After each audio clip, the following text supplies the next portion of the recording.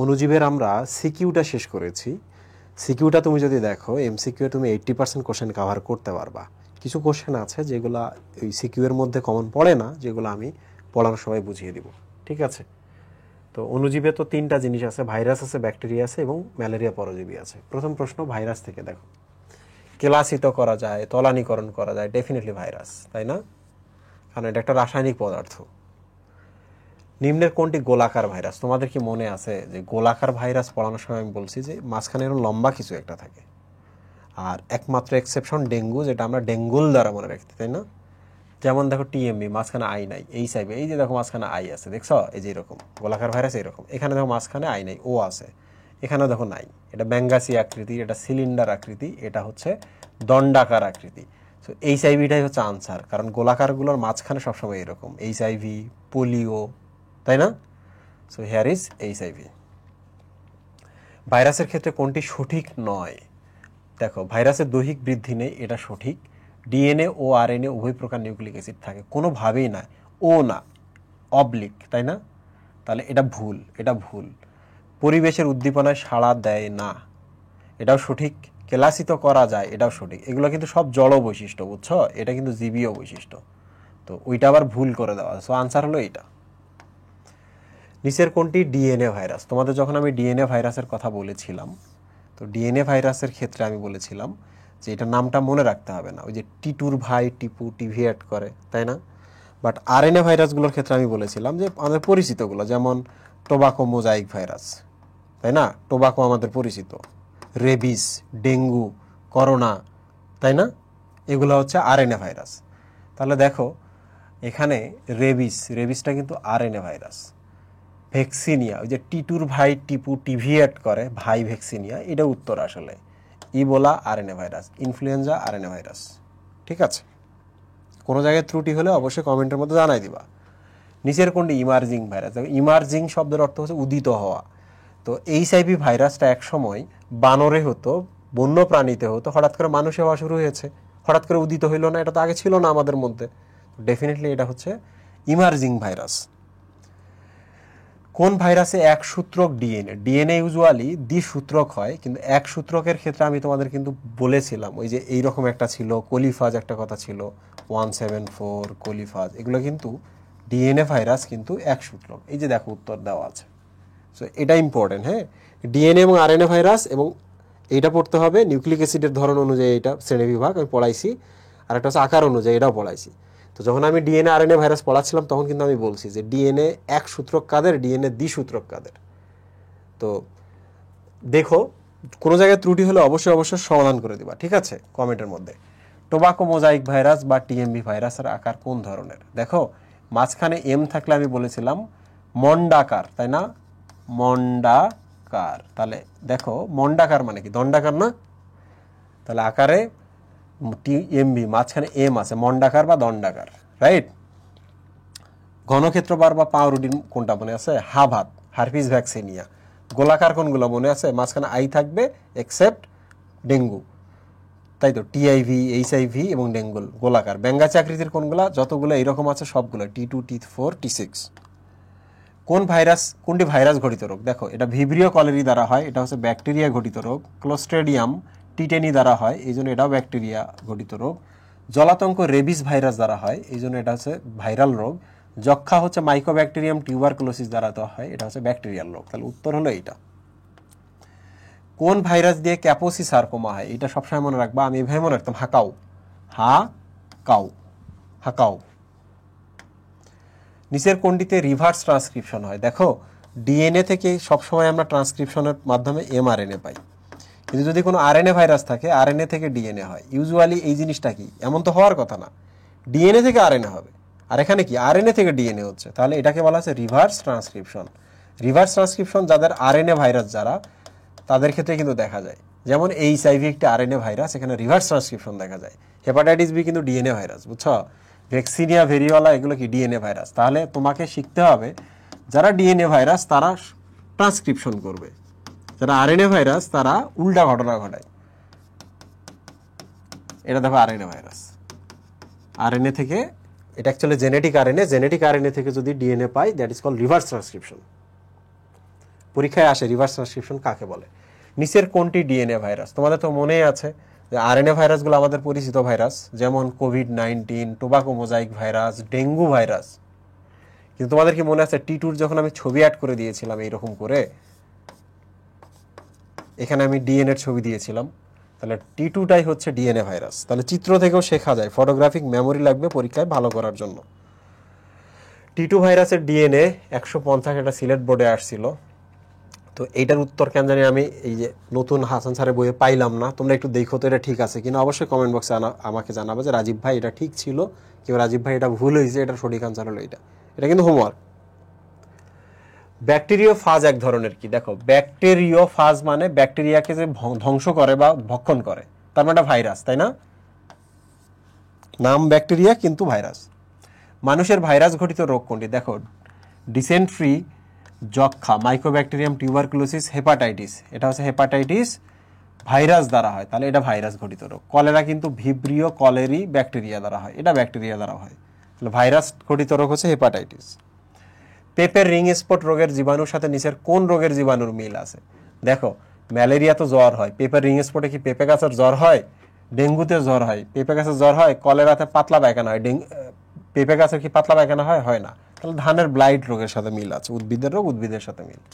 পেপের ring spot রোগের লক্ষণ কি? দেখো, যেটা খারাপ সেইটা, পাতার বোটায় পানি ভেজা বা সিক্ত সবুজ দাগ দেখা যায়, এটা সত্য কথা। পেপের মিষ্টতা হ্রাস পায়, তার মানে রোগ মানে খারাপ, ফলের আকার বড় হয়। রোগ হলে যদি ফলের আকার বড় হইতো তাই তো হইতোই। তাহলে 1 এবং 2। উদ্দীপকের আলোকে পরবর্তী 2টি প্রশ্নের উত্তর দাও। তীব্র জ্বর, জয়েন্টে জয়েন্টে ব্যথা, তার মানে ডেঙ্গু। চোখ লাল, দেহে ফুসকুড়ি উঠেছে, দেখছো এটা ব্লিডিং, কিন্তু এগুলো ব্লিডিং এর প্রমাণ। তার ডেঙ্গুটা ব্লিডিং পর্যায়ে চলে গেছে। সাধারণ ডেঙ্গু জ্বর, ডেঙ্গু হেমোরেজিক ফিভার, আর একটা ডেঙ্গু হিমোকনসেন্ট্রেশন, 3টা স্টেজ, তাই না? তো যাই হোক, ডেঙ্গু ভাইরাস যেহেতু এখানে নাই, ডেঙ্গি ভাইরাস নাই যেহেতু, ডেঙ্গি ভাইরাসের বদলে থাকবে ফ্ল্যাভি ভাইরাস, তাই না? ভিব্রিও কলেরি দ্বারা কি কলেরা হয়, প্লাজমোডিয়াম দ্বারা তো কি হয়? ম্যালেরিয়া হয়, আর বেসিলাস তো অনেক ধরনের। উদ্দীপকের রোগটি প্রতিরোধে করণীয় কি? ডেঙ্গুতে যেহেতু প্রচন্ড জ্বর ব্যথা হচ্ছে, প্যারাসিটামল খাবো, নো অ্যাসপিরিন। দিনের বেলায় যেহেতু কামড়ায়, দিনের বেলায় মশারিটা নিয়ে ঘুমাইতে হবে। বাড়ির আশেপাশে পানি জমতে না দেওয়া, এটাও সঠিক, তাই না?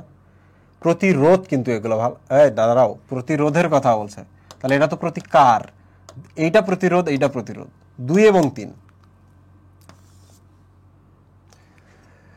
উদ্দীপকের আলোকে 19-20 নং প্রশ্নের উত্তর দাও। মশাবাহিত 2টি রোগের মধ্যে একটিতে রক্তের প্লাটিলেট কমে যায়, দ্যাট মিনস ডেঙ্গু। অপরটিতে দেহের রক্ত স্বল্পতা মানে আরবিসি ধ্বংস, দ্যাট মিনস ম্যালেরিয়া। উদ্দীপকের প্রথম রোগটির নাম কি? ডেঙ্গু। উদ্দীপকের দ্বিতীয় রোগটির নাম কি? ম্যালেরিয়া। এখানে চাইছে কিন্তু দ্বিতীয় রোগের লক্ষণ, তাই না? ম্যালেরিয়াতে দেখো, ম্যালেরিয়াতে আরবিসি গুলা এতই নষ্ট হয়, এতই আক্রান্ত হয় যে যকৃৎ এবং প্লীহা সেগুলাকে ঠিক করতে গিয়ে নিজের আকারে বড় হয়ে যায়, তো যকৃৎ ফুলে ওঠে, হেপাটোমেগালি। কাঁপুনি সহ জ্বর হয়, মনে রাখবা, ম্যালেরিয়াতে তো তীব্র জ্বর হয়, একটা নির্দিষ্ট সময় পর পর আসে, কিন্তু জ্বর আসার সময় প্রচন্ড কাঁপুনি হবে। ওকে, কাঁপুনি সহ জ্বর আসে। আর যেহেতু জ্বরের সময় তো কি ক্ষুধা কমে যাবে, বমি বমি ভাব থাকবে। তাহলে 1, 2, 3, 1, 2, 3। ম্যালেরিয়া জ্বরের লক্ষণগুলো একটু পড়ে নিও তো, ডেঙ্গুর মতো এটাও কিন্তু ওই রকমই। সাধারণ মানে ম্যালেরিয়ার প্রাথমিক অবস্থা আছে, মাধ্যমিক অবস্থা আছে, আর হচ্ছে একবারে শেষ অবস্থা আছে। প্রাথমিক অবস্থা জ্বরের মতোই হয়, মাধ্যমিক অবস্থায় যে তীব্র জ্বর এভাবে আসে, কাঁপুনি দিয়ে আসে, শরীর উত্তাপ থাকে, এরপর ঘাম দিয়ে ছেড়ে যায়। আর কমপ্লেক্স অবস্থা যখন পৌঁছায় তখন কি হয় জানো? এই যকৃৎ, লিভার ফুলে, যকৃৎ এবং প্লীহা ফুলে যায়, রক্তকণিকাগুলো কমে যায়, যে কারণে রক্ত স্বল্পতা দেখা দেয়। তাহলে 3টা স্টেজ একটু পড়ে নিও।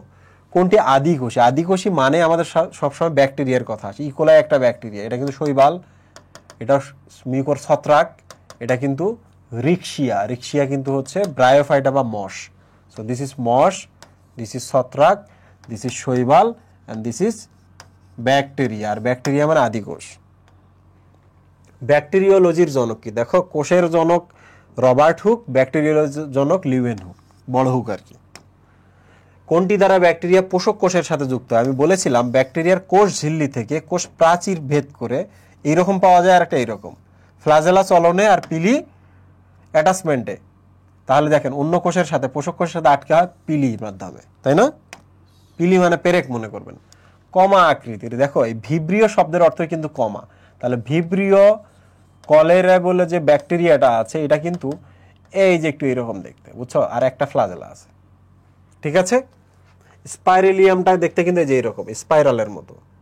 সারসিনা শব্দ সম্ভবত হচ্ছে, সারসিনা কেমন ভুলে গেছি, তো যাই হোক না কেন এইটাই দেখো। ব্যাকটেরিয়ার কোষ প্রাচীরের মূল উপাদান কি? আমি বলছিলাম না ব্যাকটেরিয়ার 3টা জিনিস পড়তে হবে, কোষ প্রাচীর পড়তে হবে, নিউক্লিয়াস বা নিউক্লিওয়েড পড়তে হবে, আর প্লাজমিড পড়তে হবে। দেখো কোষ প্রাচীর থেকে প্রশ্ন আসে, পেপটিডোগ্লাইকেন পুরু হলে পজিটিভ আর পাতলা হলে নেগেটিভ, পুরু হলে রঙিন হয়, পাতলা হলে রঙিন হয় না। কোন ধরনের রং? ক্ষারীয় বা বেসিক রং। কোন ব্যাকটেরিয়া ভিটামিন উৎপন্ন করে?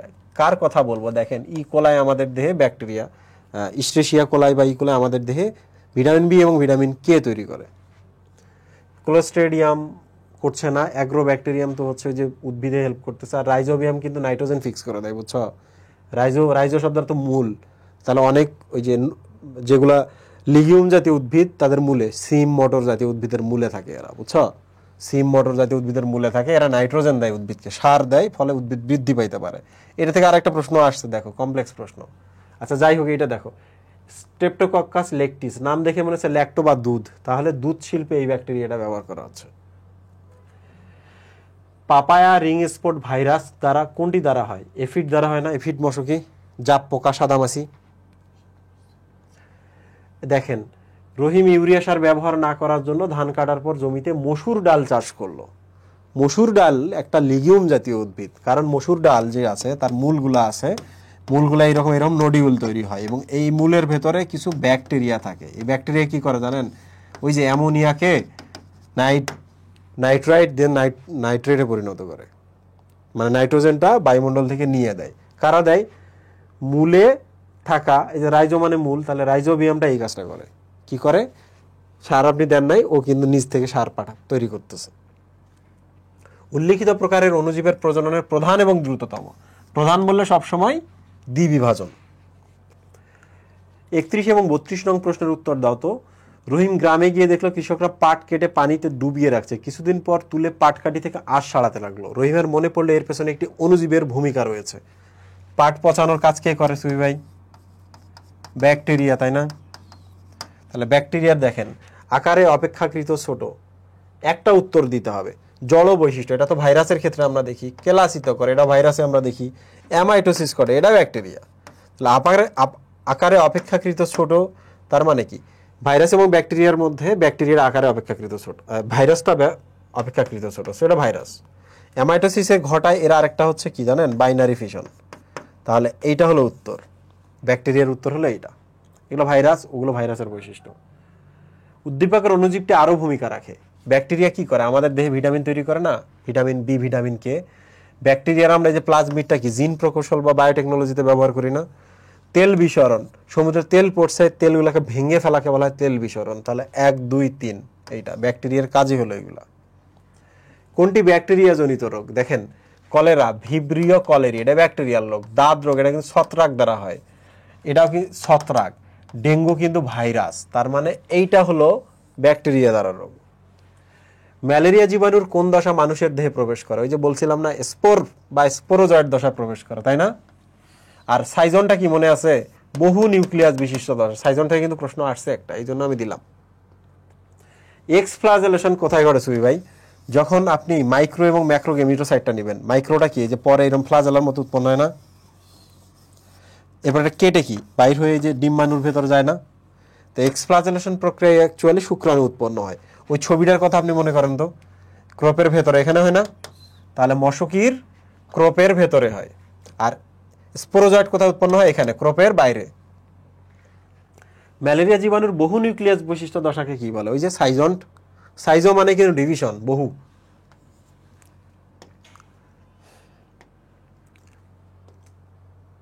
নিচের কোন দশাটি মশকির লালা গ্রন্থি থেকে মানুষের দেহে প্রবেশ করে? আবার ম্যালেরিয়া জীবাণুর যৌন জননে সচল এবং লম্বাকৃতির জাইগোটের নাম কি? প্রথমে শুক্রাণু ডিম্বাণু মিলিত জাইগোট, এটা হচ্ছে ক্রপ। এইটা পরে এইরকম হয়, বুঝছেন? সচল হয় জাইগোটটা, এটা ভেদ করে এই যে বাইরে চলে আসে, এই যে দেখেন এখানে চলে আসলো, এটা দেখছেন তো? এইরকম চেহারা পাওয়ার জন্য কিন্তু আমরা এটাকে বলি মুভেবল বা কাইনেসিটি আছে এর মধ্যে। So this is uh Kinet, এই কিনেট শব্দের অর্থ কিন্তু তারা মুভ করতে পারে। উকিনেট আছে না, এই যে ম্যালেরিয়া পরজীবীর জীবনচক্রের কোন দশায় শাফনার্স ডট দেখা যায়? মনে আছে যখন এইরকম এমিবার দশা হয়, এই যেগুলো শাফনার্স ডট, নিউক্লিয়াস এখানে, এমিবয়েড ট্রফোজয়েড দশা। শাফনার্স ডট তো বাইরে দেখা যায়, আরবিসির সাইটোপ্লাজমগুলো শাফনার্স ডট। আর জীবাণুর ভিতরে যেটা দেখা যায় সেটার নামটা হচ্ছে কি নাম, হিমোজয়েন। Thank you. দেখো আমি তোমাদের পড়িয়েছি, আমি ইউজুয়ালি এমসিকিউগুলো খুবই ছোট করি এবং এমসিকিউ এর যেহেতু 50 মার্ক 2 সেটে পরীক্ষা নিই, এই জন্য এমসিকিউটাতে আরও কিছু এমসিকিউ দিই। তো ক্লাস করার পর নিয়ম কি জানো, ওই টপিকগুলো বইয়ে একবার পড়ে ফেলা। তো থ্যাংক ইউ সবাইকে। আমরা আরেকটা চ্যাপ্টার খুব দারুণভাবে শেষ করেছি, তোমরাও পড়ো, তোমাদের ফ্রেন্ডদেরও একটু জানাইও। মোর স্প্রেড হইলে আমরা একটু এনার্জি পাই। থ্যাংক ইউ সবাইকে।